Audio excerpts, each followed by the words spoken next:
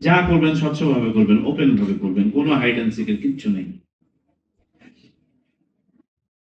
2, নিরপেক্ষতা। এবং নিরপেক্ষতার প্রশ্নে এক সুতা যেন নড়চড় না হয়। নির্বাচন কমিশন তথা রিটার্নিং অফিসার তথা সহকারী রিটার্নিং অফিসার তথা নির্বাচনের সাথে সংশ্লিষ্ট সকলের চোখে প্রত্যেক প্রার্থী সমান। প্রত্যেকটা দল যদি দলীয় প্রার্থী হন সমান, স্বতন্ত্র হলে সমান। এবং এটা শুধু মুখে নয়, আমাদের কাজের মাধ্যমে প্রতিফলিত করতে হবে। নির্বাচন কমিশনের পক্ষ থেকে বা সরকারের পক্ষ থেকে আপনাদেরকে কোনো নির্দেশনা দেওয়া হয়নি, হবে না, যা সামান্যতম পক্ষপাত দুষ্ট।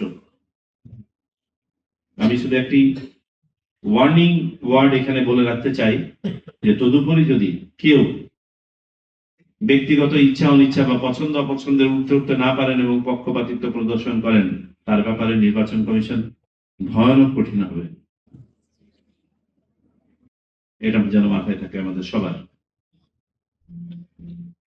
নির্বাচনের ফলাফল নির্ধারণ করবে ভোটার, অন্য কেউ নয়।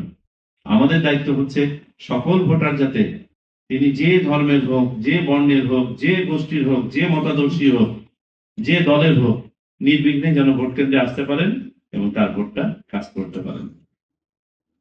এটা আমাদেরকে নিশ্চিত করতে হবে। আমি প্রসঙ্গত কয়েকটি বিষয়ে আলোকপাত করি। মোবাইল ফাইন্যান্সিয়াল সার্ভিস, এটার অপব্যবহার যাতে না হয় নির্বাচনের সময়, সে ব্যাপারে আমাদেরকে বিশেষভাবে নজরদারি করতে হবে। আমরা মোবাইল ফাইন্যান্সিয়াল সার্ভিস গুলোর সাথে কয়েকটির সাথে আমরা মিটিং করেছি এবং সংশ্লিষ্ট সকল মন্ত্রণালয়, বাহিনী সমূহ, বাংলাদেশ ব্যাংক সহ বিএফআই সহ সবার সাথে আমাদের মিটিং হয়েছে। কিছু রেস্ট্রিকটিভ মেজার ইম্পোজ করা হবে মোবাইল ফাইন্যান্সিয়াল সার্ভিস, যাতে করে এর মাধ্যমে টেররিস্ট ফাইন্যান্সিং হোক বা ভোট কেনা বেচা বা এই ধরনের কোনো প্রভাব হোক, নির্বাচনকে ক্ষতিগ্রস্ত করতে না পারে। আমরা মোবাইল ফাইন্যান্সিয়াল সার্ভিস গুলোকে বলে দিয়েছি, তারা তাদের এন্ডে মেসেজ দিবে। আমাদের আইন শৃঙ্খলা রক্ষাকারী বাহিনী এবং আমাদের নির্বাহী ম্যাজিস্ট্রেট যারা মাঠে কাজ করবেন, তাদেরকে র্যান্ডম বেসিসে এই এজেন্টদের ট্রানজাকশন গুলো চেক করতে হবে। র্যান্ডম চেকিং করতে হবে এখন থেকে নিয়মিত। সেখানে কি দেখবেন যে তারা নীতিমালা অনুসরণ করে ট্রানজাকশন করছেন কি করছেন না। তাদের জন্য সুনির্দিষ্ট নীতিমালা আছে, কিন্তু পজিটিভ আইডেন্টিফিকেশনের ব্যাপার আছে, যে যে ব্যক্তির সাথে উনি ট্রানজাকশন করছেন এটা সেই ব্যক্তি, অন্য কেউ নন। দ্বিতীয়ত, তার ভলিউম অফ ট্রানজাকশনটাও খেয়াল রাখতে হবে, যে হঠাৎ করে ভলিউম বেড়ে গেছে কিনা, একই সোর্স থেকে বিভিন্ন জায়গায় যাচ্ছে কিনা,